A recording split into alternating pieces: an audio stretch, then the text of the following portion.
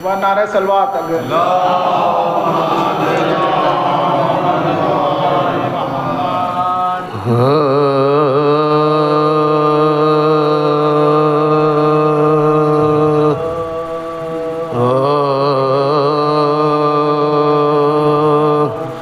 رحمت کا تیری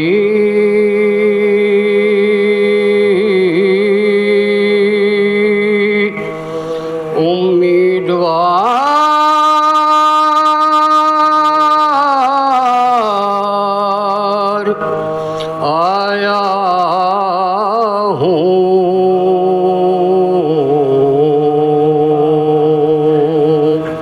رحمت کا تیری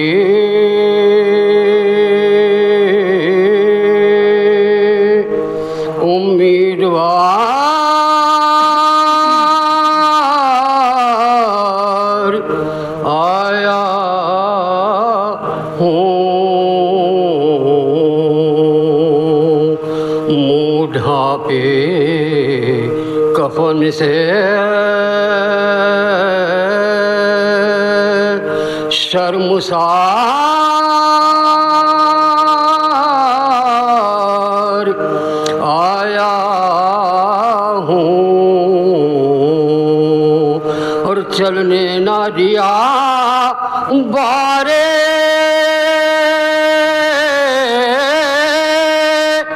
گناہ نے پیدل، اس واسطے کانھوں پر سوار آیا ہوں، رحمت کا تیری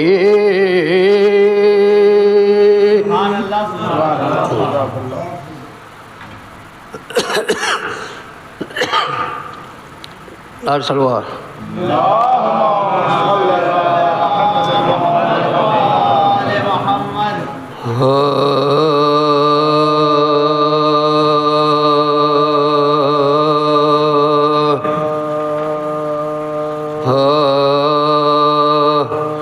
وہ مشکلوں کو بھی مشکل میں ڈال دیتا ہے،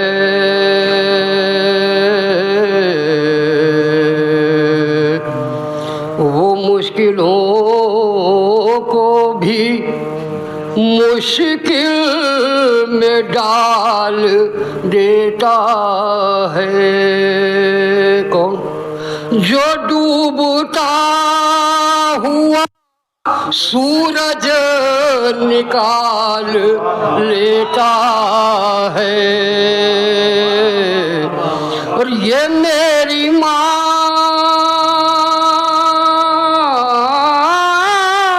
نے بتایا تھا مجھ کو بچپن میں، علی کا ذکر مصیبت کو ٹال دیتا ہے، وہ مشکلوں کو بھی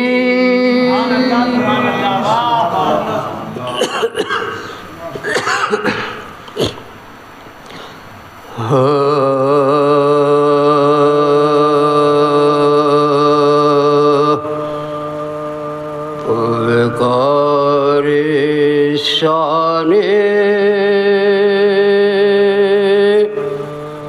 نزول رحمت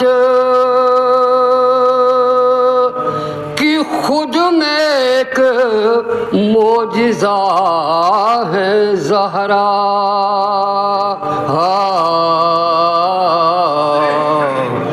وقار شان نزول رحمت کی خود میں ایک معجزہ ہے زہرا، نہ کوئی جانا نہ کوئی خدا ہی جانے کہ کیا ہے زہرا نہ کوئی جانا نہ کوئی جانے خدا ہی جانے کہ کیا ہے زہرا اور سمجھ کے جو میں نے سمجھا میری سمجھ میں بس اتنا آیا کہ علی ہے مشکل کشا ہمارے علی کی مشکل کشا ہے زہرا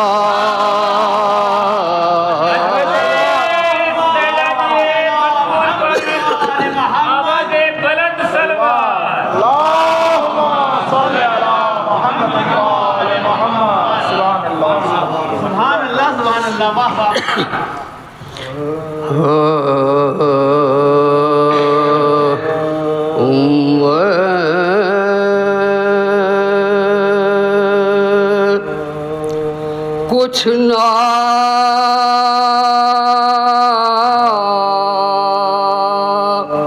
ہو کے بھی پھرتا ہوں سر اٹھائے ہوئے میں کچھ نہ ہو کے بھی پھرتا ہوں سر اٹھائے ہوئے اور غم حسین ہے عزت میری بڑھائے ہوئے میں کچھ نہ ہو کے بھی پھرتا ہوں سر اٹھائے ہوئے اور نئے شباب کی انگڑائی لے رہے ہیں حبیب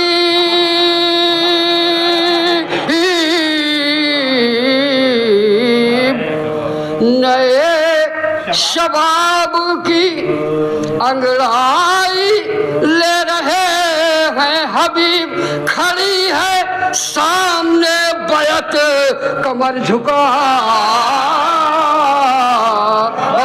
ہوئے میں کچھ نہ ہو کے بھی پھرتا ہوں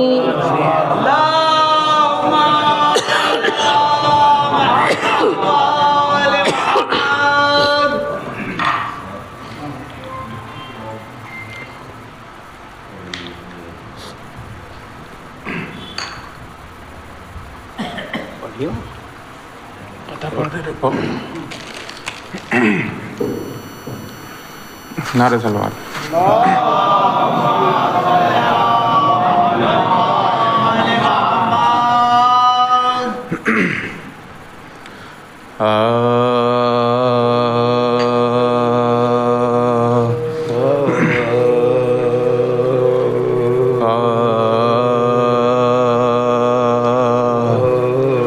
فروغ داغے جگر محرما پا نہ سکے فروغ داغے جگر محرما پا نہ سکے وہ عشق ہی نہیں کونین پہ جو چھا نہ سکے وہ عشق ہی نہیں کونین پہ جو چھا نہ سکے خلیل نے بھی نہ پایا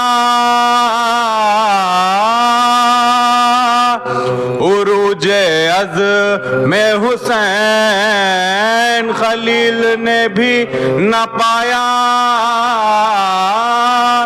عروج عزم حسین بنایا کعبہ مگر کربلا بنا نہ سکے بنایا کعبہ مگر کربلا بنا نہ سکے فروغ داغے جگر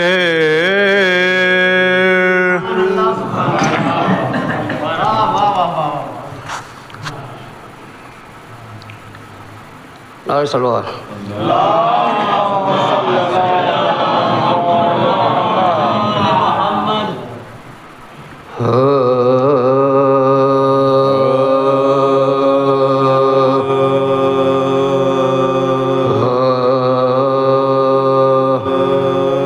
جو کوئی سوچ کے بیٹھے کرے ثنا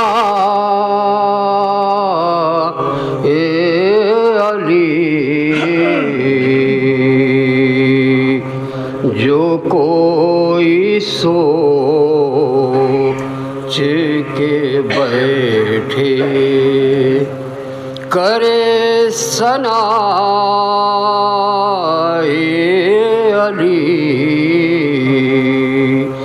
جو کوئی سوچ کے بیٹھے کرے ثنا علی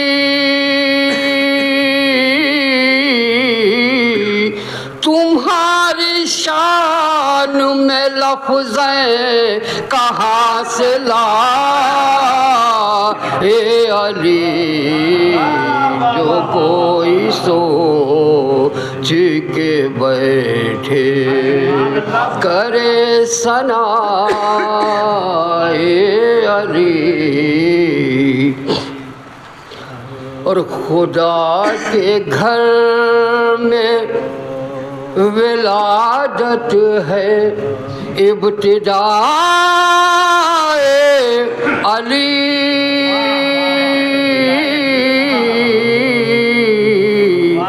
خدا کے گھر میں ولادت ہے ابتدا علی ہوئی ہے سجدہ خالق میں انتہا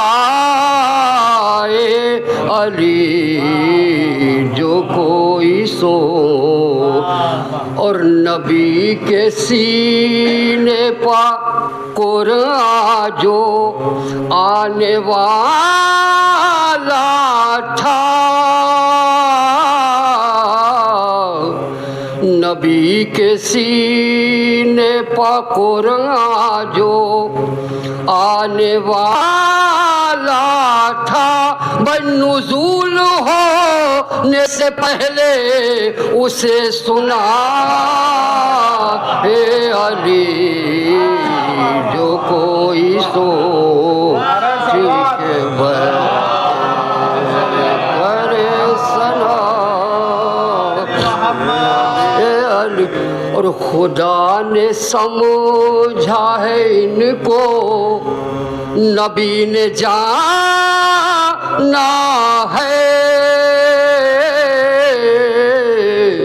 خدا نے سمجھا ہے ان کو نبی نے جانا ہے تو پھر بشر کی سمجھ میں کہاں سے آئے علی جو کوئی سو جو کچھ بھی پوچھنا چاہو وہ پوچھ لو مجھ سے جو کچھ بھی پوچھنا چاہو وہ پوچھ لو مجھ سے، یہ دعویٰ کر نہیں سکتا کوئی سوا اے علی،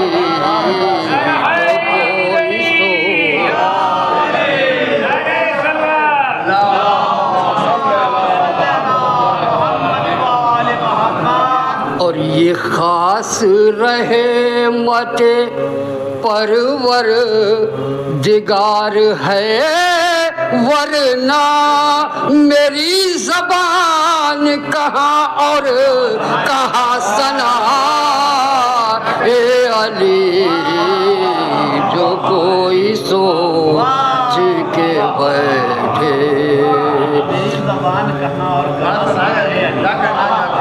اور 1000 سال کے شعر سماعت کریں، 1000 سال کے سجدوں سے بڑھ کے ہے یہ عمل،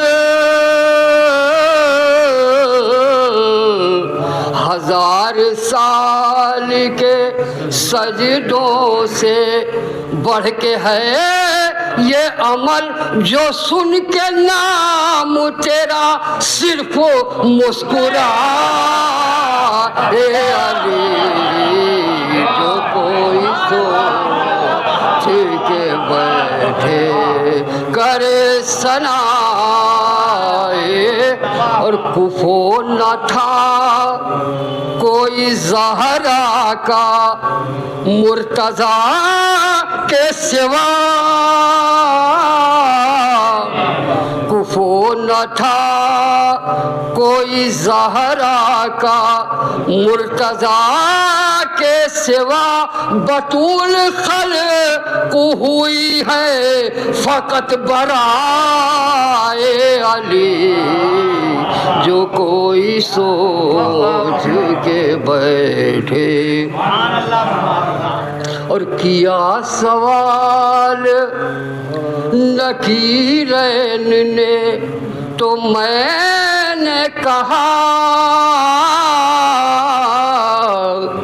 کیا سوال نکیرین نے تو میں نے کہا، علی امام منستو منم فدا اے علی، جو کوئی سوچ کے کرے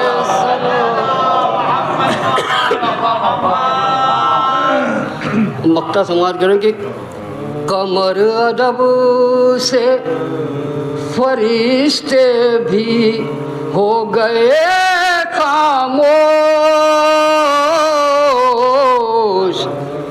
قمر ادب سے فرشتے بھی ہو گئے خاموش، میرے سرحانے میری قبر میں جبا اے علی، جو کوئی سوچ کے بیٹھے،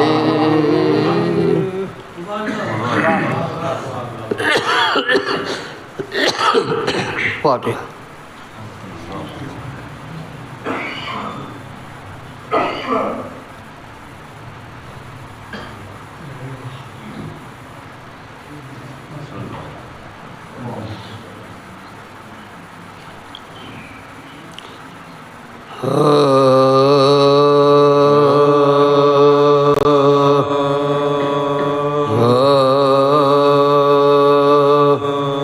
تنہا رہے حسین جو دشت قتال میں، طاقت رہی نہ جنگ کی زہرا کے لال، زینب کی بیردائی تھی ہر دم خیال پر التجا یہ بار گئے ذوالجلال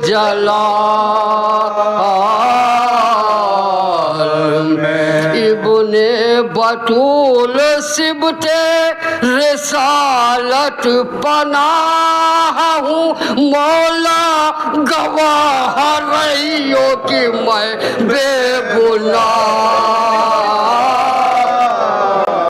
ہوں مولا گواہ رہیو کہ میں بے گناہ اور سب فوج قتل ہو چکی ایک میں جیا تو کیا اب ظالموں نے رحم بھی مجھ پر کیا اور پہلے تو پانی بند کیا اب دیا تو کیا کنبا ترس کے مر گیا میں نے پیا تو کیا کنبا ترس کے مر گیا میں نے پیا تو کیا بیچارگی کے وقت تو ہی چارہ ساز ہے بندہ نیاز مند ہے تو بے نیاز ہے تنہا رہے حسین سبحان اللہ سبحان اللہ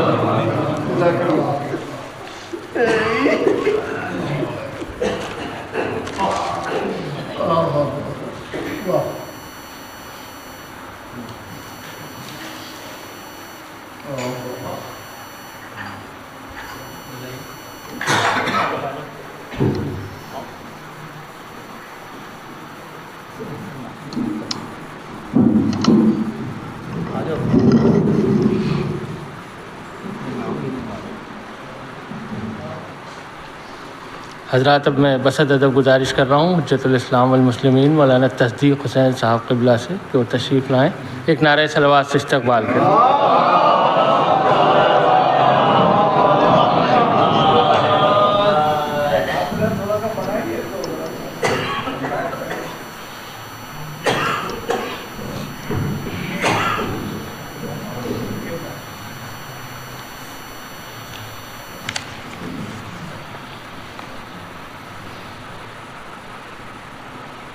حضرات گزارش ہے ایک بار سورہ حمد اور 3 بار سورہ توحید تلاوت فرما کر مرحوم مغفور سید محمد نور الدین اکبر باقر جائسی ابن سید فقیر شبر مرحوم کے لیے سارے سوا فرمائیں۔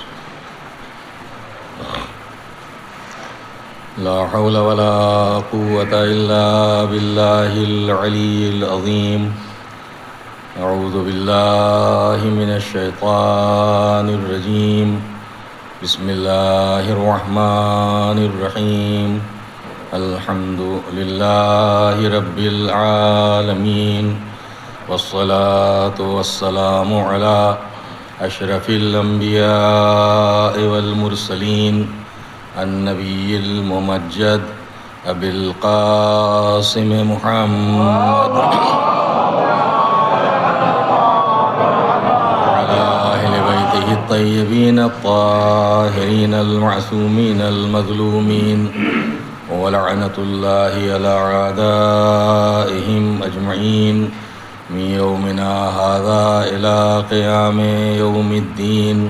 أما بعد فقد قال الله تبارك وتعالى في القرآن الحكيم: بسم الله الرحمن الرحيم. تبارك الذي بيده الملك وهو على كل شيء قدير الذي خلق الموت والحياة ليبلوكم أيكم أحسن عملا. صلوات.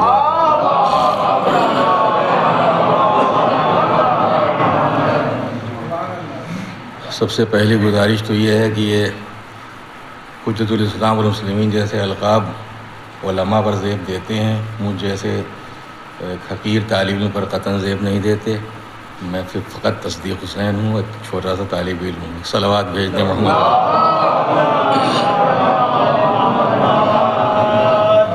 سورہ ملک کی ابتدائی آیت ہے جس میں ارشاد پروردگار ہو رہا ہے: بابرکت ہے وہ ذات جس کے قبضہ قدرت میں، جس کے اختیار میں یہ ملک ہے، اور وہ ہر چیز پر قدرت رکھنے والا ہے. ایسی قدرت الذی خلق الموت والحیاۃ، کہ اس نے موت کو پیدا کیا اور زندگی کو. لیکن یہ موت اور زندگی اس نے کیوں خلق فرمائی، کیوں پیدا کی؟ لیبلوکم، تاکہ تمہیں آزمائے، تمہارا امتحان لے، تمہیں جانچے اور پرکھے. ایکم احسن عملا، کہ تم میں حسن عمل کے اعتبار سے بہتر کون ہے. یہاں کثرت عمل کی بات نہیں کی گئی ہے، حسن عمل کی بات کی گئی ہے. اس کا مطلب یہ ہے کہ بارگاہ الہی میں بندوں کے اعمال کی مقدار بعد میں دیکھی جائے گی، معیار پہلے دیکھا جائے گا. کثرت عمل نہیں دیکھنا چاہتا ہے، عمل کے ساتھ عمل ہو اور حسن عمل کے ساتھ عمل ہو. تو حسن عمل وہ جانچنا چاہتا ہے کسی انسان کے عمل میں حسن کتنا پایا جاتا ہے، کس وہ خوبی پائی جاتی ہے اور کس طرح سے اس عمل کو وہ انجام دے رہا ہے. یہاں جانچ، آزمائش اور امتحان کی بات اللہ نے کی ہے، اور امتحان کوئی ظلم نہیں ہے، بلکہ تقاضائے عدل و انصاف یہ ہے کہ امتحان لیا جائے. اس لیے کہ امتحان ہی ایک ایسا ذریعہ ہے جس ذریعے سے باصلاحیت افراد کی صلاحیتیں دنیا کے سامنے نکھر کر آتی ہیں. اگر امتحان نہ ہو تو معلوم نہیں ہو سکتا کہ اس میں پاس ہونے والا کون ہے، فیل ہونے والا کون ہے. تو امتحان کوئی ظلم نہیں ہے، بلکہ عدل و انصاف کا تقاضا یہ ہے کہ امتحان لیا جائے. لیکن ذہن میں ایک سوال ضرور پیدا ہوتا ہے کہ دنیا میں بھی مختلف مراحل میں امتحانات ہوتے رہتے ہیں. جو طالب علم ہے اس کا بھی امتحان ہوتا ہے، جو کسی معمولی جاب کے لیے اپلائی کرتا ہے اسے بھی امتحان دینا پڑتا ہے. کبھی اورل ہوتا ہے، کبھی انٹرویو ہوتا ہے، کبھی ریٹن ٹیسٹ ہوتا ہے. تو یہاں جو امتحانات ہوتے ہیں اس کی وجہ تو سمجھ میں آتی ہے کہ جو امتحان لینے والا ہے ممتحن، وہ عالم الغیب نہیں ہے. اسے یہ معلوم نہیں کہ سامنے والا کتنی استعداد رکھتا ہے، کتنی صلاحیت رکھتا ہے. لہٰذا جانچنے اور پرکھنے کی ضرورت محسوس ہوتی ہے. لیکن اس پروردگار کو امتحان لینے کی کیا ضرورت پیش آئی جو ہمارے دلوں میں چھپی ہوئی نیت کو بھی جانتا ہے. ہم ہر ایک سے اپنے کو چھپا سکتے ہیں، ہر ایک سے، اپنے والدین سے، اپنے بھائی بہنوں سے، اپنے اہل و عیال سے، اپنے پڑوسیوں سے، اپنے دوستوں سے، اپنے احباب سے. لیکن دو ہی شخصیتیں ہیں کہ انسان اپنے آپ کو چھپا نہیں سکتا.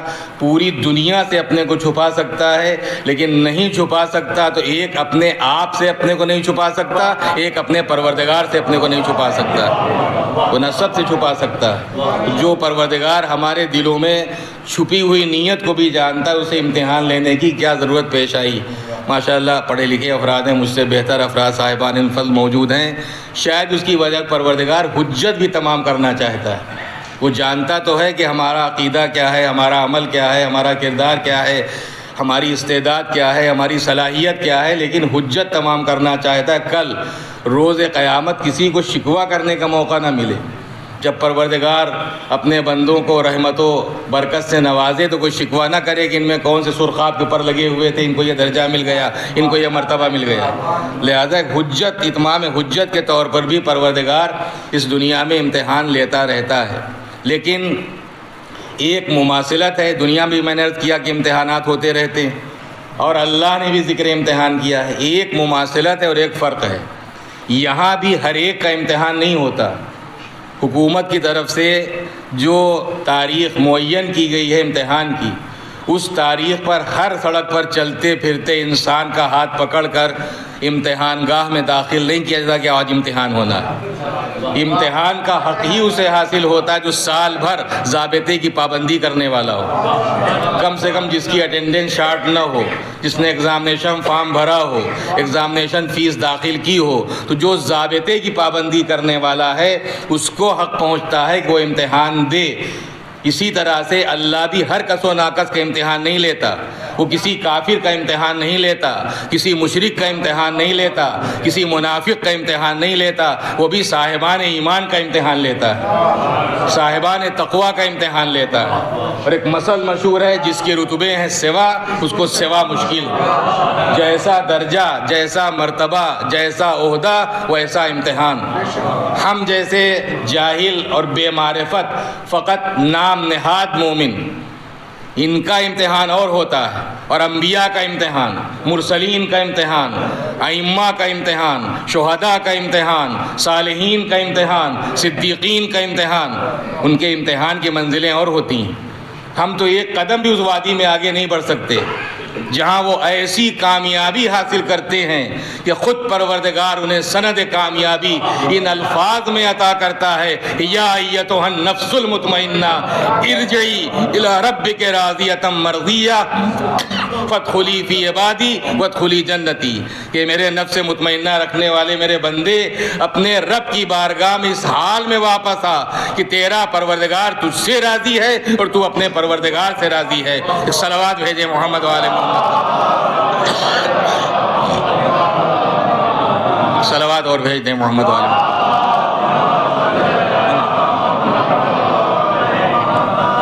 تو یہاں بھی ہر کس و ناقص کا امتحان نہیں ہوتا، اور اللہ بھی ہر کس و ناقص کا امتحان نہیں لیتا۔ لیکن میں نے کہا کہ یہ تو مماثلت، ایک فرق ہے۔ فرق یہ ہے کہ یہاں ہمیشہ اسکیم آؤٹ ہوتی ہے، کبھی پیپر نہیں آؤٹ ہوتا۔ یہ اللہ نے بالکل اس کے برعکس نظام رکھا ہے کہ اس نے پیپر آؤٹ کر دیا ہے، اسکیم ہی نہیں آؤٹ کی۔ یہ تو نہیں بتایا کہ امتحان کب لے گا، جب انسان بچپن کی حد سے آگے نکل کے بالغ و عاقل ہو جائے گا، جس دن سے شریعت کے سارے احکام اس پر لاگو ہو جائیں گے اس دن امتحان ہوگا۔ جب وہ مکمل شباب کی منزلوں میں ہوگا تب امتحان ہوگا، جب وہ ادھیڑ عمر کا ہو جائے گا تب امتحان ہوگا، جب وہ بوڑھا ہو جائے گا تب امتحان ہوگا، جب وہ لاغر کمزور ناتواں ہو جائے گا تب امتحان ہوگا، جس وقت وہ بستر مرگ پر ایڑیاں رگڑ رہا ہوگا، چاروں طرف وہ روتے بلکتے ہوئے لوگ کھڑے ہوں گے، اس وقت امتحان ہوگا۔ کچھ نہیں بتایا، لیکن یہ اس کا لطف ہے، یہ اس کا کرم ہے، یہ اس کا احسان ہے، یہ اس کی مہربانی ہے کہ اس نے یہ بتا دیا امتحان کیسے لے گا۔ اب اس سے بڑھ کر اس کا لطف و کرم کیا ہو سکتا ہے؟ اور واقعاً وہ پروردگار تو اس قدر رحم کرنے والا ہے، اس قدر کرم کرنے والا ہے کہ اس کی رحمت اس کے غضب کے پیچھے نہیں ہے، اس کی رحمت اس کے غضب کے آگے ہے، اس کی رحمت اس کے غضب کے آگے ہے۔ یہ تو دنیا کے بندے ہیں کہ ذرا بھی جس اعتبار سے بھی دنیا انہیں بڑا سمجھنے لگے یا وہ خود اپنے کو بڑا سمجھنے لگیں، دولت کے اعتبار سے، شہرت کے اعتبار سے، عزت کے اعتبار سے، حکومت کے اعتبار سے، منصب کے اعتبار سے، تو یہ دنیا کے جتنے بھی بڑے ہیں یہ بہت جلدی ناراض ہوتے ہیں اور بہت دیر میں راضی ہوتے ہیں۔ لیکن کیا کہنا اس ذات پروردگار کا جو سب سے بڑا ہے، وہ اپنے گنہگار سے، گنہگار بندے سے بھی بہت دیر میں ناراض ہوتا ہے، بہت جلدی راضی ہو جاتا ہے۔ صلوات بھیجیں محمد وآل محمد۔ دعائے کمیل آپ پڑھتے بھی رہتے ہوں گے اور سنتے بھی ہیں، آخر میں جملہ یا سری الرضا، اے بہت جلد راضی ہو جانے والے پروردگار۔ اور حقیقت یہ ہے کہ اگر ہمارے جیسے معصیت کاروں اور گنہگاروں کو اسے بخشنا منظور نہ ہوتا تو اس نے دروازہ توبہ کیوں کھولا ہوتا؟ خدا کی قسم اس نے ہم جیسے گنہگاروں کو اتنی آس دلائی ہے، خود براہ راست تو گفتگو نہیں کی اس لیے کہ وہ گناہگاروں کو منہ نہیں لگاتا، لیکن اپنے پیغمبر کو ذریعہ بنایا۔ قل یا عبادی الذین اسرفوا علی انفسہم لا تقنطوا من رحمت اللہ ان اللہ یغفر الذنوب جميعا انہ هو الغفور الرحیم، کہ میرے پیغمبر میرے ان بندوں سے کہہ دیجئے جنہوں نے گناہ کر کے خود اپنے آپ پر زیادتی کی ہے، بہت سارے گناہ ہیں، چھوٹا گناہ ہو یا بڑا گناہ، جس طریقے سے نیکیاں اچھائیاں اثر انداز ہوتی ہیں اسی طریقے سے برائیاں بھی انسان کی زندگی پر اپنا اثر ڈالتی ہیں۔ اگر چھوٹا گناہ ہے تو چھوٹا اثر ہوگا، بڑا گناہ ہے تو بڑا اثر ہوگا۔ کچھ گناہ ایسے ہوتے ہیں کہ ہم نے وہ خدا نخواستہ وہ گناہ کیا، اس کا اثر فقط ہماری ذات پر ہے، لیکن ہمارے بال بچوں پر اس کا اثر نہیں ہے، ہمارے گھرانے پر اس کا اثر نہیں ہے، پوری سوسائٹی پر اس کا اثر نہیں ہے، اس کا اثر فقط ہماری ذات تک ہے۔ کچھ گناہ ایسے ہیں جو پورے خانوادے کو اپنی لپیٹ میں لے لیتے ہیں، اثرات پورے خانوادے پر مرتب ہوتے ہیں۔ کچھ گناہ ایسے ہوتے ہیں جو پوری سوسائٹی اور پورے سماج اور پورے معاشرے کو اپنی لپیٹ میں لے لیتے ہیں۔ جیسے جیسے گناہوں کے اثرات کا دائرہ بڑھتا چلا جائے گا اسی اعتبار سے ظاہر ہے پھر عذاب پروردگار بھی نازل ہوگا۔ اسی طریقے سے نیکیوں کی بات ہے، ایک نیکی ہم نے کی ہے اس کا اثر فقط ہماری ذات تک ہے، ایک نیکی ایسی ہے کہ ہمارا پورا خاندان، ایک نیکی ایسی کہ ہمارا پورا سماج۔ تو جیسے جیسے نیکیوں کا دائرہ بڑھتا چلا جائے گا اس کے اثرات کا، اسی اعتبار سے اللہ کی طرف سے جزا بھی بڑھتی جاتی ہے۔ اسی لیے کم سے کم جو بارگاہ الہی سے کسی نیک عمل کی جزا بندے کو ملتی ہے وہ 10 گناہ ہے، کبھی 70 گناہ ہے، کبھی 700 گناہ ہے، اور کبھی وہ اجر بے حساب دے دیتا ہے کہ انسان حساب کر ہی نہیں سکتا۔ ایک صلوات بھیجے محمد و آل محمد۔ تو وہ اس قدر رحم کرنے والا، اس قدر کرم کرنے والا ہے کہ وہ بہت دیر میں ناراض ہوتا ہے اور بہت جلدی راضی ہوتا ہے۔ میں نے کہا کہ اس نے ظاہر ہے کہ آس دلائی ہے اپنے پیغمبر کے ذریعے کہ میرے پیغمبر میرے ان بندوں سے جنہوں نے گناہ کر کے اپنے آپ پر گویا ظلم کیا ہے، زیادتی کی ہے، یہ میری رحمت سے مایوس نہ ہو۔ لا تقنطوا من رحمت اللہ، اللہ کی رحمت سے مایوس نہ ہو۔ کیوں؟ اس لیے کہ اللہ بخشنے والا بھی ہے اور رحم کرنے والا بھی ہے، رحم کرنے والا بھی ہے۔ میں نے کہا کہ اگر اسے بخشنا منظور نہ ہوتا تو اس نے دروازہ توبہ کیوں کھولا ہوتا؟ لیکن توبہ کا جب ذکر آیا، توبہ فقط گالوں کے پیٹنے کا نام نہیں ہے، توبہ فقط کانوں کے اینٹھنے کا نام نہیں ہے، توبہ فقط لفظ توبہ کے زبان سے دہرانے کا نام نہیں ہے، توبہ نام ہے واپسی کا۔ انسان گناہ کر کے جس سیدھے راستے سے ہٹتا ہے یہ توبہ پھر اسی مقام پر انسان کو لا کر کھڑا کر دیتی ہے۔ تو توبہ نام ہے واپسی کا، توبہ واپس ہونا، یعنی جس راستے سے ہٹا ہے اسی راستے پر انسان کو لا کر یہ توبہ کھڑا کر دیتی ہے، پھر اس کے بعد عمل کی منزلتی ہے۔ تو یہ اس کا رحم و کرم ہے۔ اور واقعاً میں نے کہا کہ مجھ سے بہتر حضرات ماشاءاللہ اور سبھی پڑھے لکھے حضرات موجود ہیں، کس قدر وہ رحم کرنے والا ہے، کس قدر کرم کرنے والا ہے۔ ہم نے دنیا میں دیکھا ہے کہ دنیا کا مجرم، ایک ہوتا ہے ملزم، ایک ہوتا ہے مجرم، جب تک جرم ثابت نہیں ہے وہ ملزم کہلاتا ہے، جرم ثابت ہو جاتا ہے تو پھر ملزم نہیں کہلاتا، پھر وہ مجرم کہلاتا ہے۔ تو دنیا کا مجرم جب دنیا کی چھوٹی عدالت ہو یا بڑی عدالت، کسی بھی عدالت میں جج کے سامنے حاضر ہو کر اقبال جرم کرتا ہے تو ہم نے آج تک نہیں دیکھا کہ وہ جج اسے معاف کر دے۔ اگر دنیا کے حاکم کے سامنے دنیا کا مجرم حاضر ہو کے اقبال جرم کرتا ہے تو وہ جج معاف نہیں کرتا عدالت کا اور اس عادل حقیقی کا کہ اگر اس کا مجرم اس کی بارگاہ میں حاضر ہو کے اقبال جرم کرتا ہے تو پروردگار پھر سزا نہیں دے، بندے کو معاف کر دیتا ہے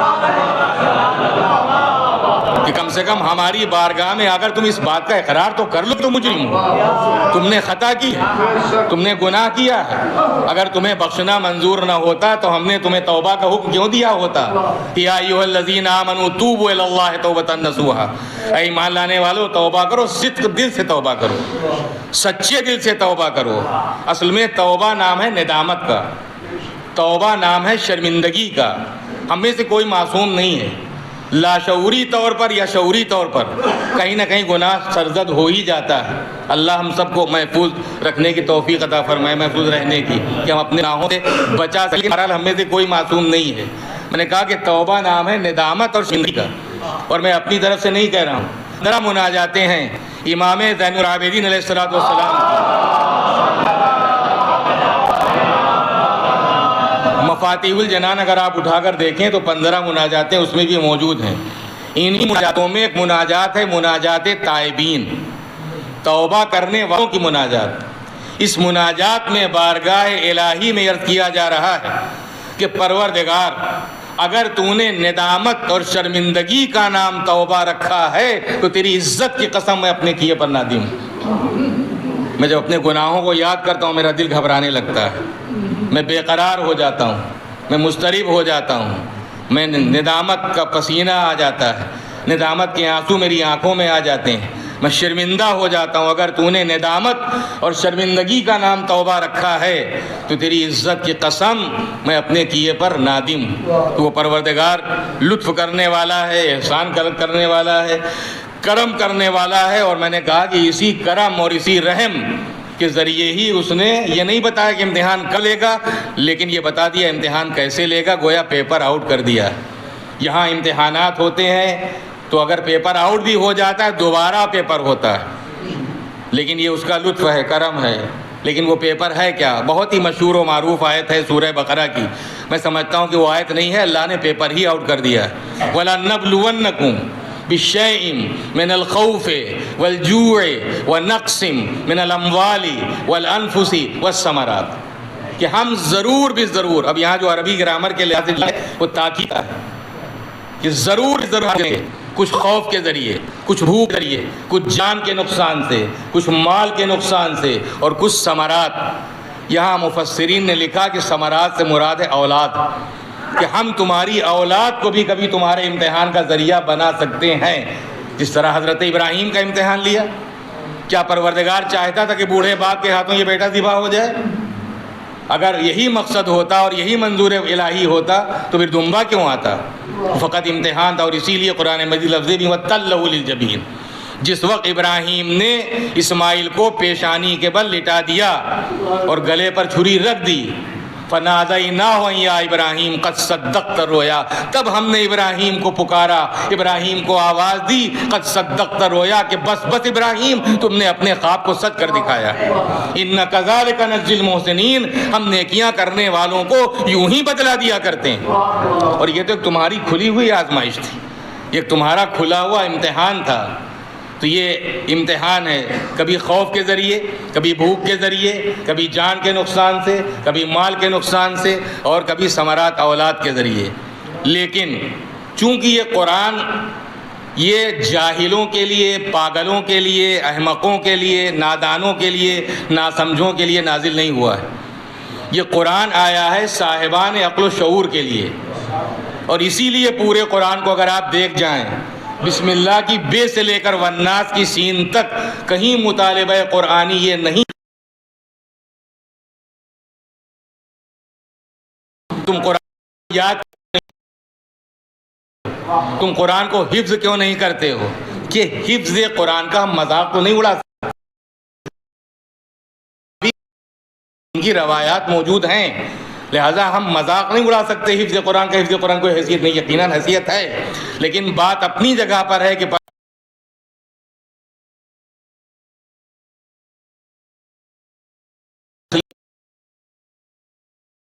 انسان طوطا بن کر رہ جائے۔ قرآن آیا ہے عقل انسانی کے دریچوں کو کھولنے کے لیے، فکر انسانی کو بلندی عطا کرنے کے لیے، شعور انسانی کو پختگی عطا کرنے کے لیے، لہذا پروردگار آیات قرآنی کو رٹنے کا حکم نہیں دیتا، سمجھنے کا حکم دیتا ہے۔ افلا یتدبرون القرآن، تم قرآن میں تدبر کیوں نہیں کرتے؟ تم قرآن میں فکر کیوں نہیں کرتے؟ سوچتے کیوں نہیں؟ سمجھتے کیوں نہیں؟ اور اگر آپ نہج البلاغہ کا شاید خطبہ نمبر 108 ہے، اس میں مولائے متقیان امیر المومنین علی ابن ابی طالب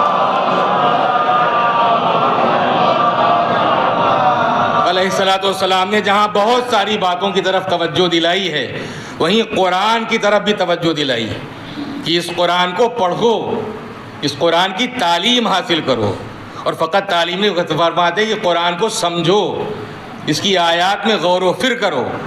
اور ظاہر ہے کہ غور و فکر مذہب محمد و صلوات بھیج دیں محمد و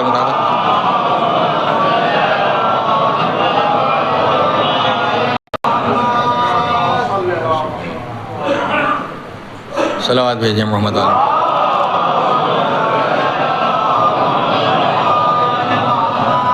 غور و فکر کا درجہ تو اتنا ہے کہ 1 سال کی بے معرفت عبادت ایک طرف اور 1 گھنٹے کی سال فکر ایک طرف.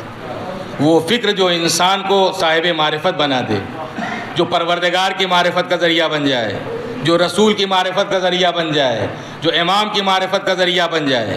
تو 1 سال کی بے معرفت عبادت ایک طرف اور 1 گھنٹے کی سال فکر ایک طرف.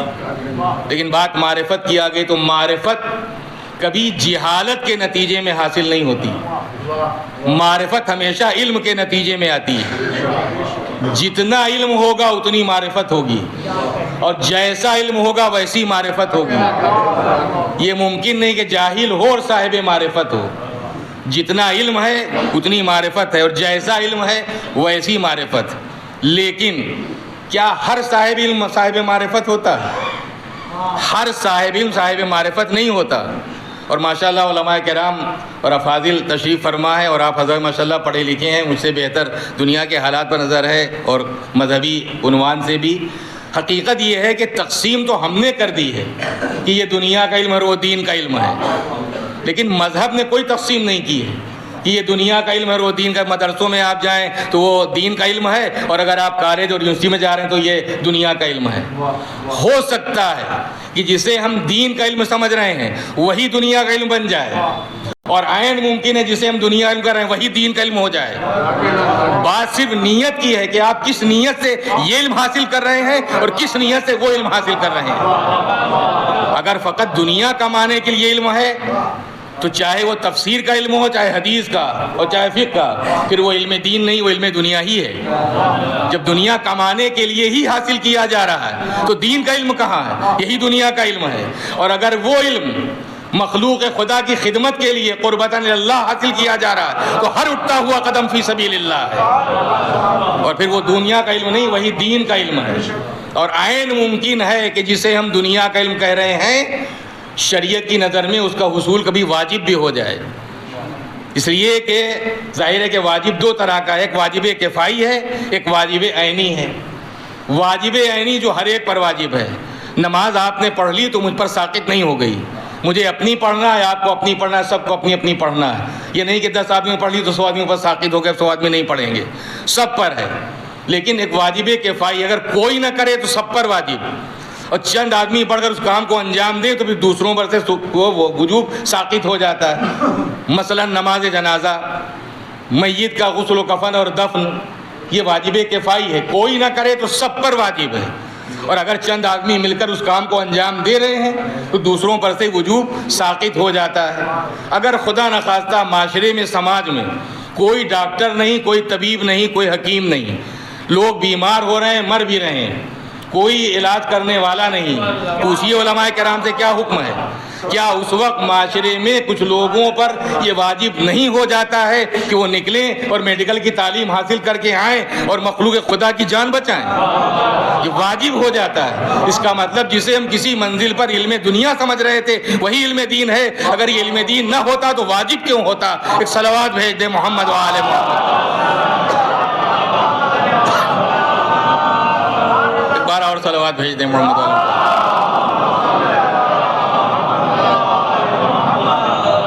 تو تقسیم ہم نے کی ہے، مذہب نے کوئی تقسیم نہیں کی ہے. لیکن میں نے کہا کہ علم کے ذریعے ہی معرفت حاصل ہوتی ہے.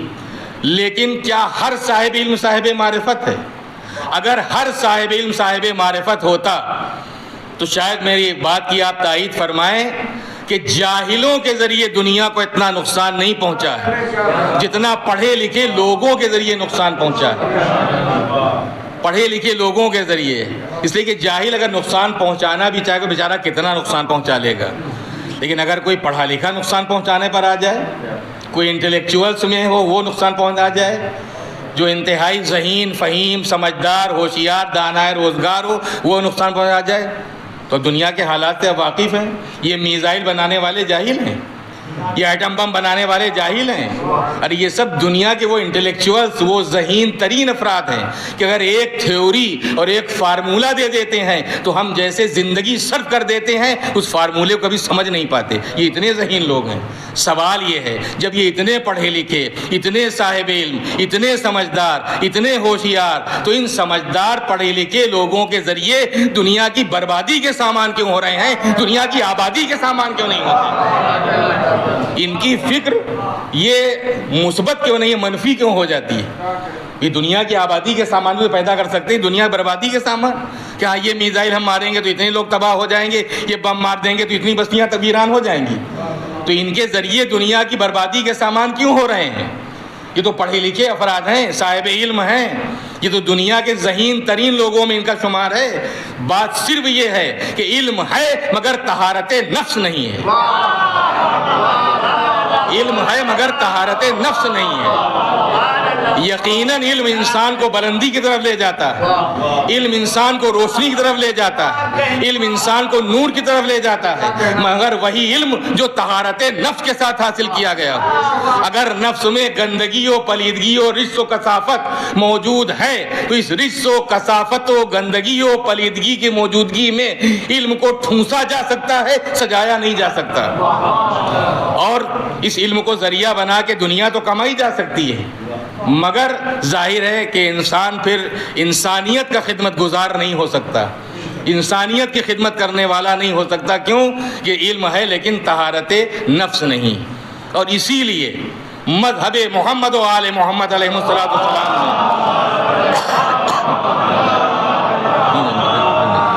اسلام نے تعلیم پر بھی زور دیا ہے، اسلام نے، اور تربیت پہ بھی زور دیا ہے۔ بلکہ تربیت تعلیم سے پہلے، علم سے پہلے ہے۔ ہم کہتے تو ہیں کہ تعلیم و تربیت، لیکن حقیقت میں تربیت پہلے ہے، تعلیم بعد میں ہے۔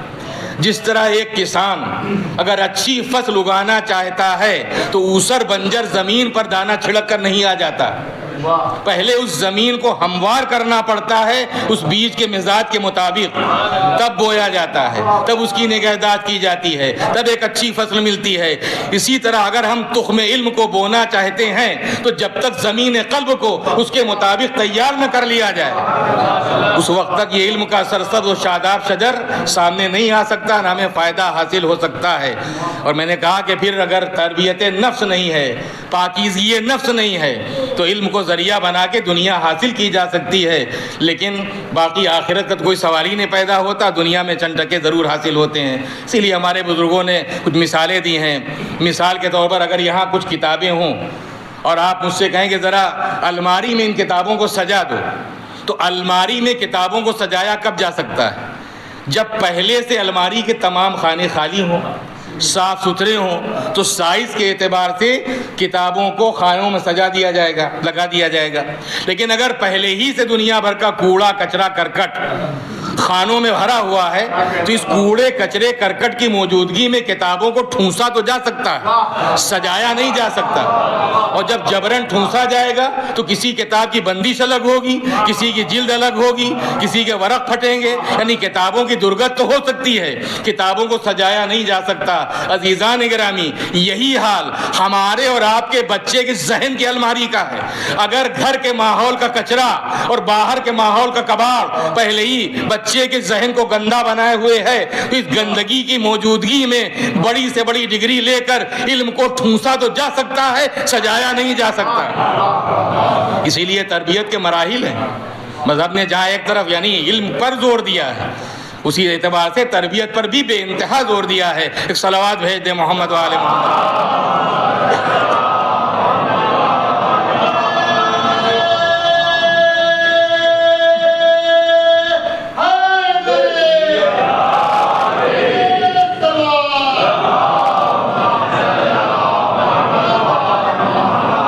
امتحان کی ہو رہی تھی، پروردگار عالم نے اعلان کر دیا کہ ہم ان چیزوں کے ذریعے تمہارا امتحان لیں گے، ضرور بھی ضرور لیں گے۔ کچھ خوف کے ذریعے، کچھ بھوک کے ذریعے، کچھ جان کے نقصان سے، کچھ مال کے نقصان سے، اور کچھ ثمرات کے ذریعے۔ لیکن میں نے کہا کہ قرآن چونکہ صاحبان عقل و شعور کے لیے نازل ہوا ہے، لہذا فقط اشارے دیتا ہے، بہت کم تفصیل آپ کو قرآن مجید میں ملے گی۔ جب قرآن کسی ذات کی بات کرتا ہے تو اس ذات کا وہ زندگی کا وہ حصہ پیش کرتا ہے جس میں انسانوں کے لیے ہدایت ہے، وہ پورے ان کے سوانح عمری نہیں پیش کرتا۔ جتنے بھی نبیوں کا تذکرہ اللہ نے قرآن مجید میں کیا ہے، ان کی زندگی کا وہ حصہ قرآن مجید میں ہے کہ جس میں انسانوں کے لیے ہدایت ہے، اس لیے کہ اللہ نے قرآن کو کتاب ہدایت کے عنوان سے نازل کیا ہے، لہذا وہی حصہ ہے ان کی زندگی کا۔ پوری ان کی زندگی، ان کا زندگی نامہ اس میں نہیں ہے، پوری سوانح عمری نہیں ہے، اشارے دیتا ہے۔ نماز کا حکم ہے، واجبات نماز، ارکان نماز نہیں ہے۔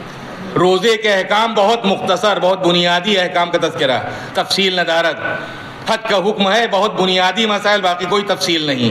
یہی حال زکوٰۃ کا ہے، اور جتنے بھی احکام ہیں تو اشارے دیتا ہے۔ اب اس کے بعد ظاہر ہے کہ جن چیزوں کو اللہ نے امتحان کا ذریعہ بنایا ہے، تقریباً انہی ساری چیزوں کو عذاب کا ذریعہ بھی بنایا ہے۔ جب عذاب اللہ کا نازل ہوتا ہے تو یہی خوف، یہی بھوک، یہی جان کا نقصان، یہی مال کا نقصان، یہی اولاد، یہی ذریعہ بنتے ہیں عذاب کا بھی۔ میں کہا جو چیزیں امتحان کا ذریعہ ہیں، اور کبھی اس کے برعکس بھی ہو سکتا ہے، عزت مل گئی، دولت مل گئی، شہرت مل گئی، حکومت مل گئی، یہ چیزیں امتحان کا ذریعہ بھی ہیں اور عذاب کا ذریعہ بھی ہیں۔ ایسا نہیں کہ ہر حاکم اللہ کی رحمت کے سائے میں ہے، نہیں۔ اگر حکومت غصب کی ہوئی ہے اور کسی کا حق مار کے حکومت حاصل کی گئی ہے تو جتنے دن یہ حاکم رہے گا یہ حکومت اس کے عذاب میں اضافے کا سبب ہو سکتی ہے، ثواب میں اضافے کا سبب نہیں بن سکتی، ثواب میں اضافے کا سبب نہیں بن سکتی۔ لہذا یہ چیزیں امتحان کا ذریعہ بھی ہیں اور عذاب کا ذریعہ بھی ہیں۔ اور میں اپنی بات کی تائید میں قرآن مجید ہی کی ایک آیت پیش کرنا چاہتا ہوں، سورہ نحل 14واں پارہ 112ویں آیت۔ اللہ نے گاؤں کی مثال بیان کی ہے، وَضَرَبَ اللَّهُ مَثَلًا قَرْيَةً، کہ اللہ تم سے گاؤں کی مثال بیان کرتا ہے۔ کانت آمنۃ مطمئنہ، اس گاؤں میں امن بھی تھا اور اطمینان بھی، بہت خوشحال، کوئی دشواری نہیں، کوئی پریشانی نہیں، کوئی خوف نہیں، کوئی دہشت نہیں، کوئی وحشت نہیں، سب اطمینان سے زندگی بسر کر رہے تھے، سب کیسی زندگی بسر کر رہے تھے۔ وَضَرَبَ اللَّهُ مَثَلًا قَرْيَةً كَانَتْ آمِنَةً مُطْمَئِنَّةً يَأْتِيهَا رِزْقُهَا رَغَدًا مِنْ كُلِّ مَكَانٍ، ایسا لگتا تھا جیسے روزی چاروں طرف سے کھینچ کر اس بستی میں آ رہی۔ فَكَفَرَتْ بِأَنْعُمِ اللَّهِ، تو اس بستی کے لوگوں نے اللہ کی نعمت سے کفر اختیار کیا۔ فَأَذَاقَهَا اللَّهُ لِبَاسَ الْجُوعِ وَالْخَوْفِ بِمَا كَانُوا يَصْنَعُونَ، تو اللہ نے ان کی زندگی میں خوف کو بھی داخل کر دیا اور بھوک کو بھی داخل کر دیا۔ بِمَا كَانُوا يَصْنَعُونَ، یہ سب ان کے کرتوت کا نتیجہ تھا، یہ سب ان کی بدعمالیوں کی سزا تھی۔ تو اب یہاں خوف اور بھوک عذاب کے طور پر ہے۔ اس کا مطلب یہ ہے کہ جو چیزیں عذاب کا ذریعہ ہیں وہی امتحان کا ذریعہ ہیں۔ اب اگر ہماری زندگی میں خدا نخواستہ کبھی خوف، کبھی بھوک، کبھی جان کا نقصان، کبھی مال کا نقصان، کبھی اولاد کے ذریعے آزمائش ہو رہی، تو ہم کیسے جانیں کہ ہمارا امتحان ہو رہا ہے یا ہمارے اوپر عذاب نازل ہوا ہے؟ بس عزیزو، یہی وقت ہوتا ہے اپنے گریبان میں سر ڈال کر اپنا حساب کرنے کا۔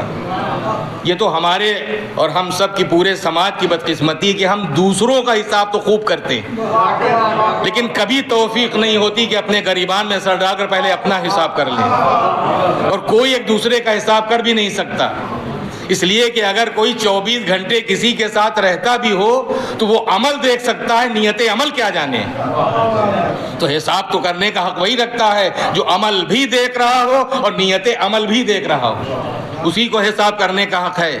تو 24 گھنٹے رہنے والا بھی، لیکن انسان اپنا حساب ایمانداری کے ساتھ، سچائی کے ساتھ کر سکتا ہے۔ اگر زندگی اطاعت پروردگار میں بسر ہو رہی ہے، اس کے بعد یہ چیزیں آ گئی ہیں تو امتحان ہو رہا ہے، اور اگر معصیت پروردگار میں زندگی بسر ہو رہی ہے، اس کے بعد یہ چیزیں آئی ہیں تو امتحان نہیں بلکہ عذاب الہی نازل ہو گیا، عذاب الہی۔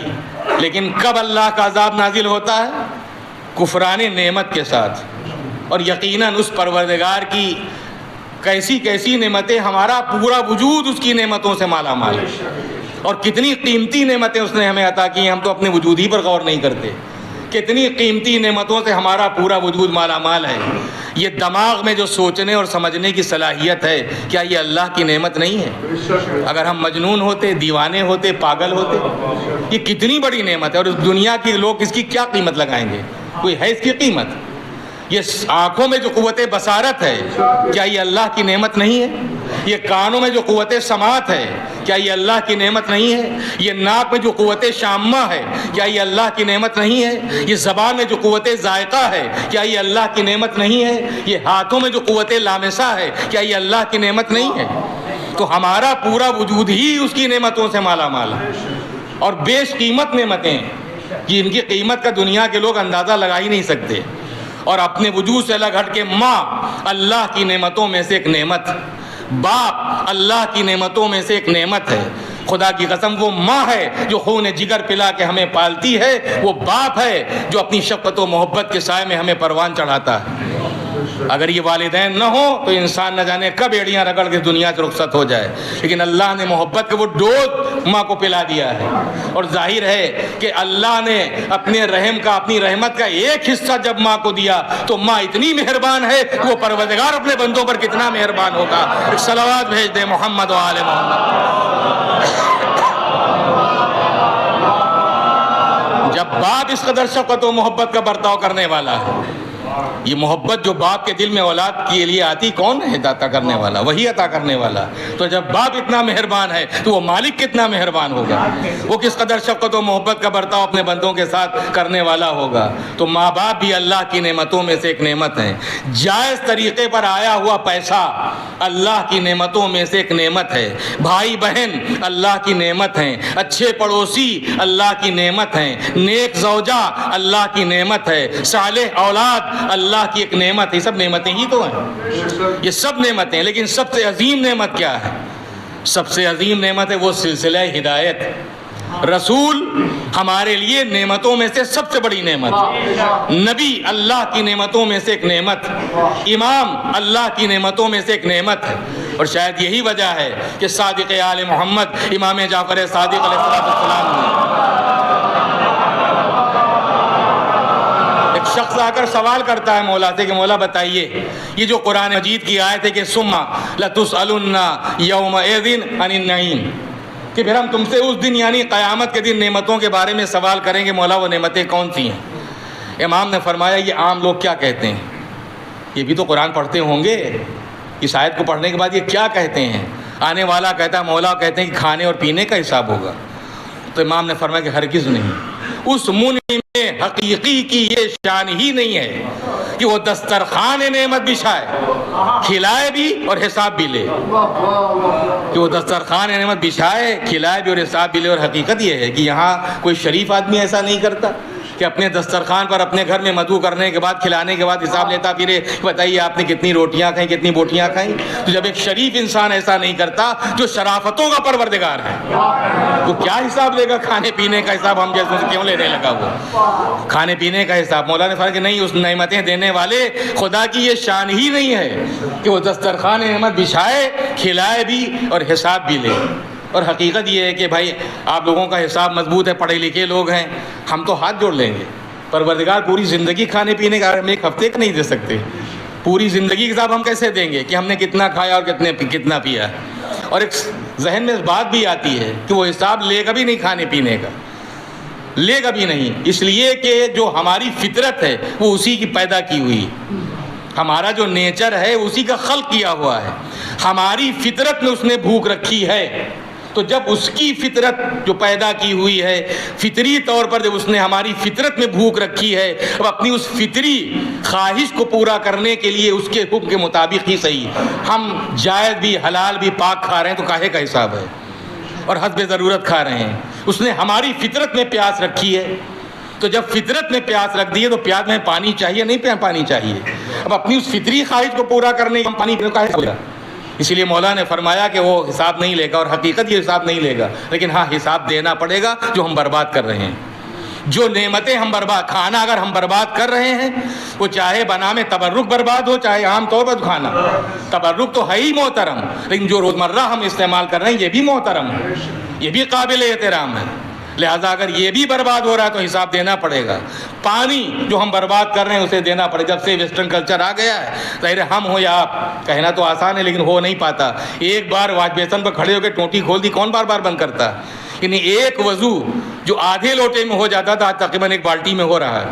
یہ بربادی ہی تو ہے جو برباد کر رہے ہیں. جو فضا ہم نے برباد کر دی ہے. آج بہت واویلا ہے پردوشن واسیوں کے اوپر کہ صاحب وہ پردوشت ہو رہا ہے واتاورن. کون کس نے پردوشت کر دیا؟ ارے آپ ہی تو پردوشت کرنے والے ہیں. اللہ نے تو بالکل صاف ستھرا ماحول پیدا کیا تھا. تو جو نعمت، یہ سب نعمتیں ہیں، ہوا نعمت ہے، فضا نعمت ہے، جو نعمت انسان برباد کر رہا ہے اس کا حساب تو دینا پڑے گا. جب نعمتیں برباد کرے گا تو عذاب الہی تو بہرحال جھیلنا ہی پڑے گا. دنیا میں بھی جھیلنا پڑے گا اور آخرت جو ہے وہ ہے ہی. لیکن اللہ کی نعمتوں کو برباد کرنے کے بعد ظاہر ہے کہ انسان سکھ نہیں پا سکتا. اسے پریشانیاں بہرحال آئیں گی. اور ظاہر دنیا کے جو حالات ہیں اس میں بھی آپ دیکھ رہے ہیں یعنی کس قدر کفر نعمت. اور اس امت مسلمہ نے جتنی بے ایمانی کی ہے اور آج بھی کفران نعمت، ایک چھوٹا سا یعنی اس کی کوئی حیثیت نہیں ہے. چاروں طرف سے گھرا ہوا ہے مسلمان ملکوں کے درمیان. اور آپ دیکھ رہے ہیں کہ منافقت کا کیا عالم ہے. منافقت کا کیا عالم ہے. طرح طرح کے پروپیگنڈے بھی ہو رہے ہیں، سب کچھ ہو رہا ہے. صرف ہاں ہے اور کوئی اقدام کرنے کے لیے تیار نہیں ہے. منافقت.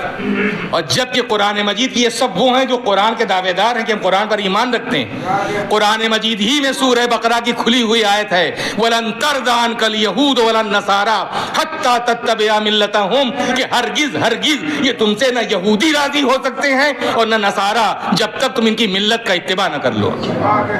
اور اس کے بعد پھر قرآن مجید ہی کی اسی آیت میں ہے کہ وَلَا إِنِ اتَّبَعْتَ أَهْوَاءَهُمْ اگر کہیں تم نے ان کی خواہشات کو تسلیم کر لیا، ان کے آگے گھٹنے ٹیک دیے، ان کے آگے ہاتھ جوڑ کر کھڑے ہو گئے، ان کو اپنا ولی اور سرپرست بنا لیا، مَا لَكَ مِنَ اللَّهِ تو اللہ کی مار تمہیں کوئی بچا نہیں پائے گا.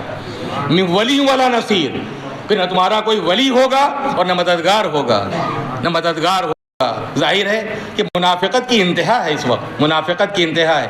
یعنی ایک ظاہر ہے کہ مصر اگر چاہے تو کیا ہے، لیکن ابھی حسن نصر اللہ کا آپ نے تقریر سنی ہوگی کہ شل ہو گئے ہاتھ اس کراسنگ کو کھولنے کے لیے. اگر وہاں حوثی اگر کچھ حملہ دشمن پر کرنا بھی چاہتے ہیں تو وہی جو اپنے مسلمانوں کا لیڈر اور رہبر سمجھتے ہیں، جو خادم الحرمین شریفین بنے ہوئے، وہیں وہ میزائل جو ہے وہ برباد کر دی جاتی. سب منافقانہ کردار کل بھی تھا اور یہ منافقانہ کردار آج بھی ہے. ایک صلوات بھیج دیں محمد و آل محمد. بہت سارے پروپیگنڈے ہوتے ہیں، کبھی اس طرف سے اور کبھی اس طرف سے. کبھی یہ کہا جاتا ہے کہ ارے یہ حماس والے تو صاحب سنی ہیں اور یہ تو وہابی ہیں اور یہ تو ناصبی ہیں اور یہ ایسے ہیں ویسے ہیں. اور کبھی دونوں طرف برابر سے ہے. یہ ادھر بھی ایک لابی ہے ادھر بھی ایک لابی. ادھر کی لابی کہتی ہے کہ سنیوں کی مدد کرنے کی ضرورت کیا ہے حزب اللہ اور ایران کو.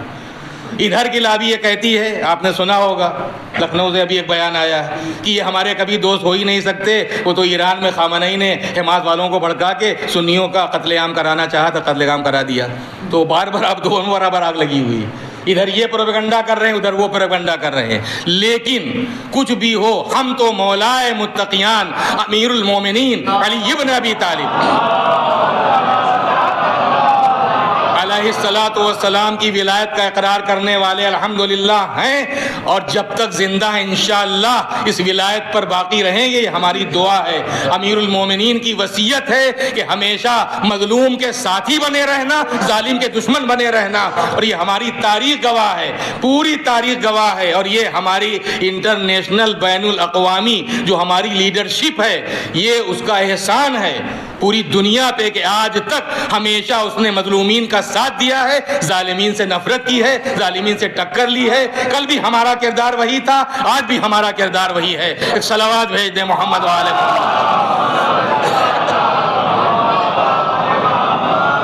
صلوات اور بھیج دیں محمد والے.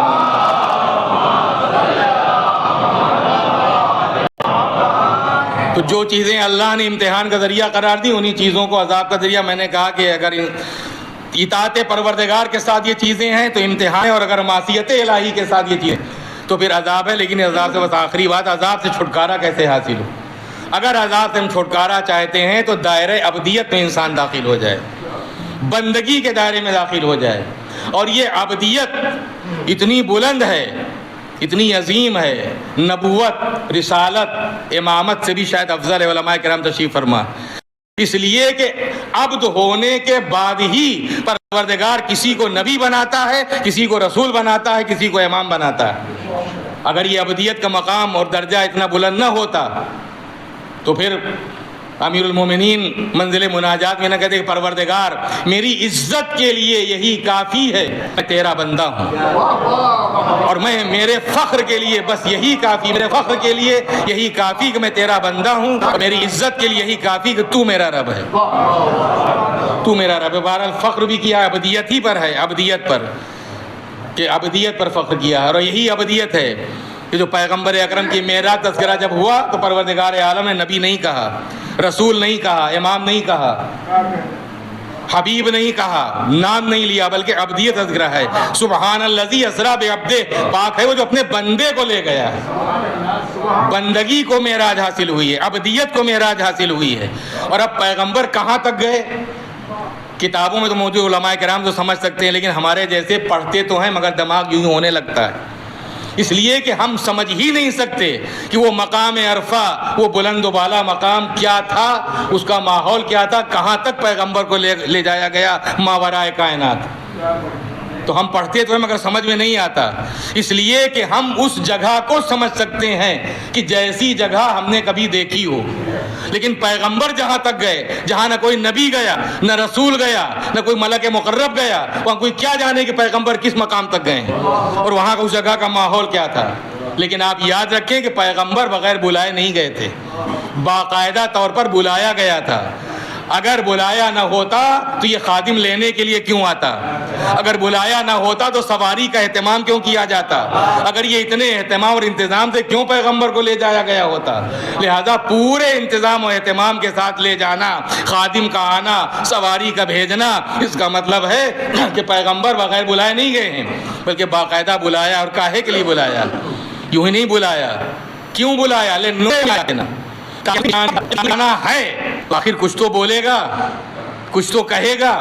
پردے کی بات ہوتی ہے کہ پردہ تو پردہ کیا، اس ٹائپ کوئی پردہ پڑا ہوا تھا کہ ادھر پیغمبر بیٹھے کھڑے ہیں اور معاذ اللہ ادھر اللہ میاں بیٹھے ہیں؟ معاذ اللہ، ہمارا بنیادی عقیدہ ہے وہ تو جسم و جسمانیات سے مبرہ اور پاک و پاکیزہ ہے۔ پردہ یعنی رکاوٹ۔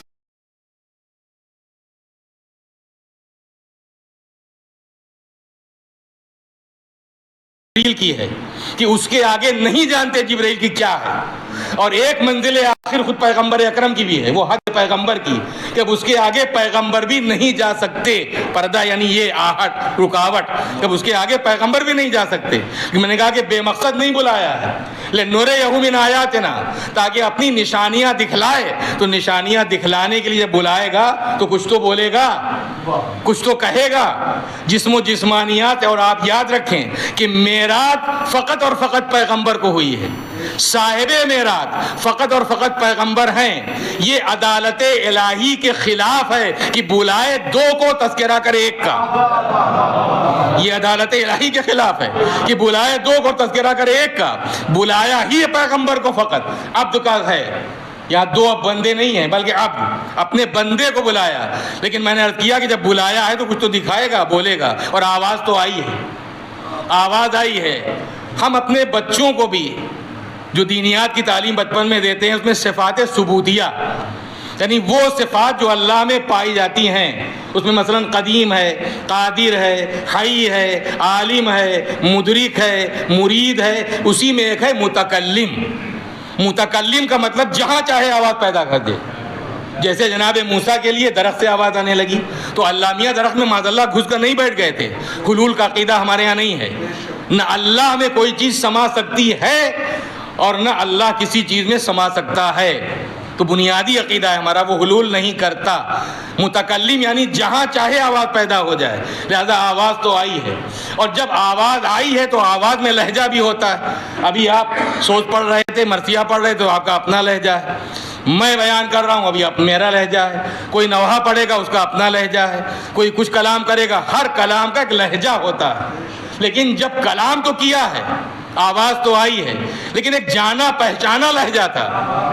اسی لیے منزل کیا تھی؟ ہوا کہ منزل ہو کا عالم، ایک اجنبیت کا ماحول تھا، لیکن اس لہجے کے ساتھ، اس آواز کے ساتھ گویا میری لفظیں ہیں کہ گویا پیغمبر کے چہرے پر آثار مسرت نمایاں ہو گئے، اجنبیت دور ہونے لگی، جانا پہچانا لہجہ تھا، جانا پہچانا لہجہ تھا۔ اسی لیے پوچھ لیا پروردگار کون بول رہا ہے، تو بول رہا ہے یا میرا بھائی علی بول رہا ہے؟ ارشاد پروردگار ہوا میرے حبیب، میری ذات کا قیاس کسی مخلوق پر نہیں ہو سکتا، میری ذات کا قیاس کسی مخلوق پر نہیں ہو سکتا۔ میں نے تم سے گفتگو کے لیے تمہارے بھائی علی ابن ابی طالب کا لہجہ اس لیے اختیار کیا کہ مجھے معلوم ہے کہ پوری کائنات میں اگر تم کسی ذات کو سب سے زیادہ عزیز رکھتے ہو، سب سے زیادہ محبت کرتے ہو، وہ ذات علی ابن ابی طالب کی ہے۔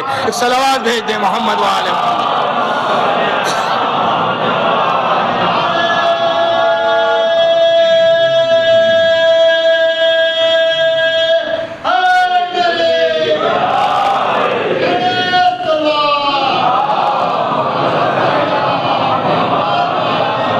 معراج پیغمبر اکرم کی معراج، لیکن ظاہر ہے کہ معراج اور فقط یہ تو پیغمبر کی معراج تھی، لیکن حقیقت یہ ہے کہ یہ گھرانہ وہ ہے کہ جہاں ابدیت کی منزل معراج پر تو سبھی فائز ہیں۔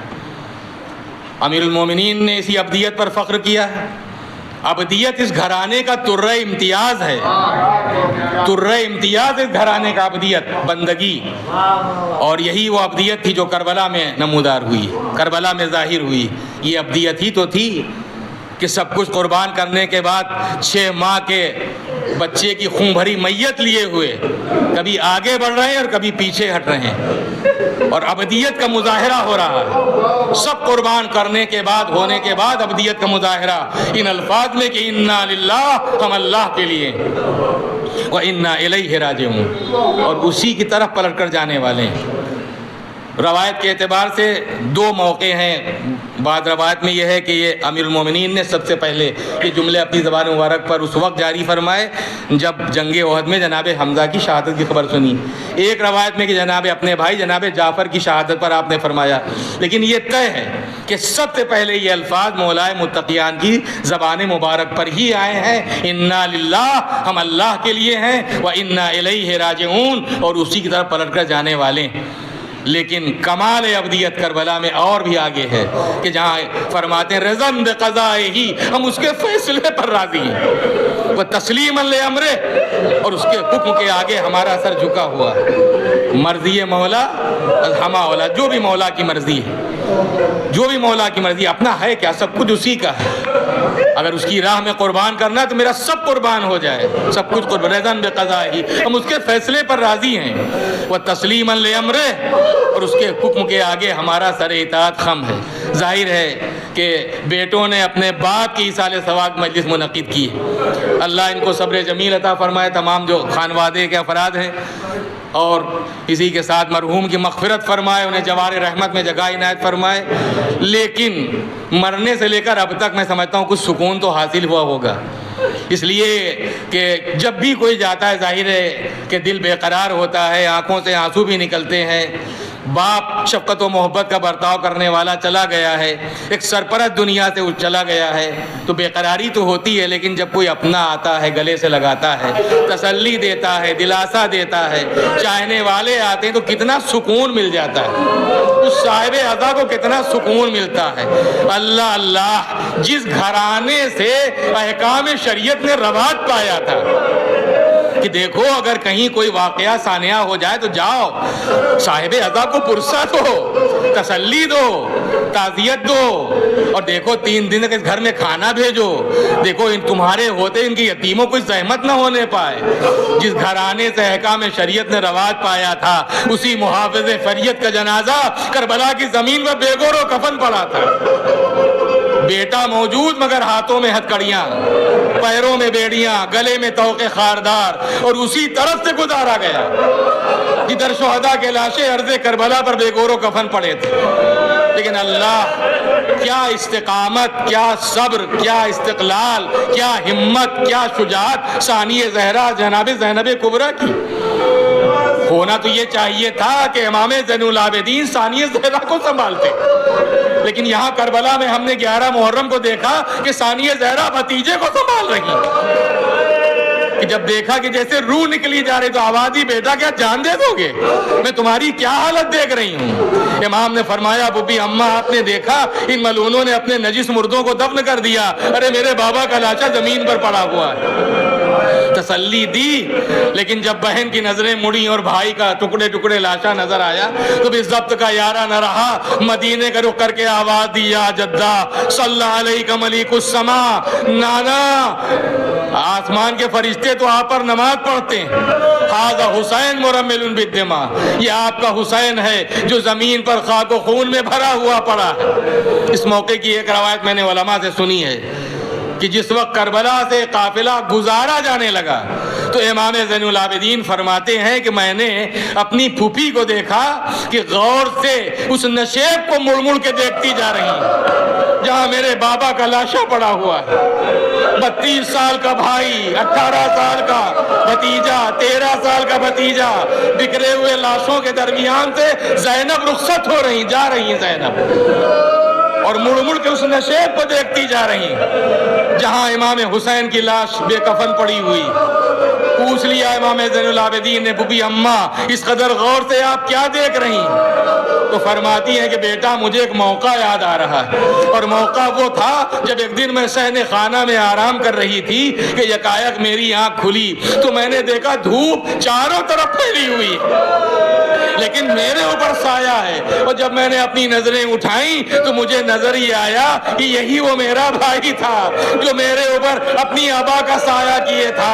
گویا زینب نے مرثیہ پڑھ دیا، ایک دن وہ تھا جب اس چاہنے والے بھائی نے اس بہن پہ سایہ کیا تھا، آج اسی بھائی کا بے گور و کفن لاشا زمین کربلا پر پڑا ہوا ہے، وہی بہن کربلا سے جا رہی ہے، چادر تک نہیں جو اپنے بھائی کی لاش پر ڈال۔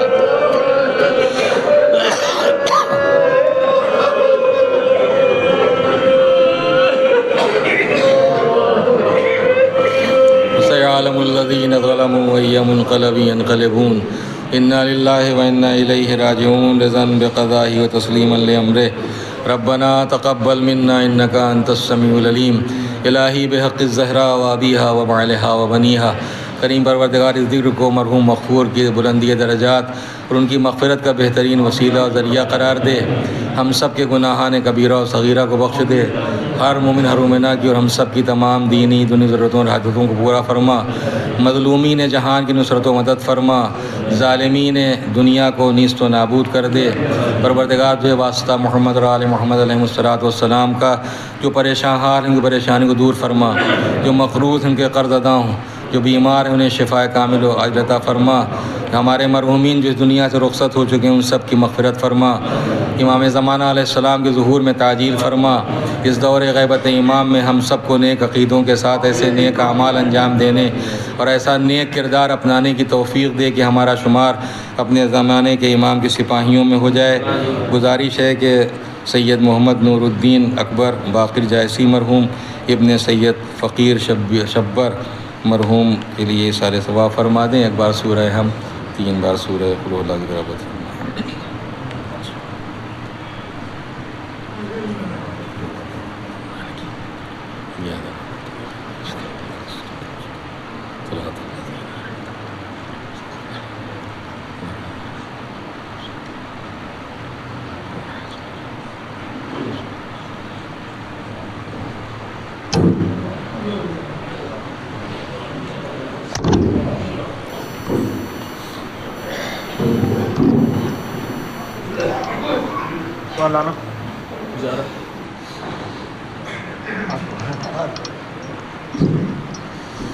السلام علیکم یا ابا عبداللہ، السلام علیکم یا ابن رسول اللہ، السلام علیکم علی جدک و ابیک، السلام علیکم علی امک و اخیک، السلام علیکم ائمۃ الطاہرین بنیک، السلام علیکم علی المستشہدین معک جمیعاً و رحمۃ اللہ وبرکاتہ۔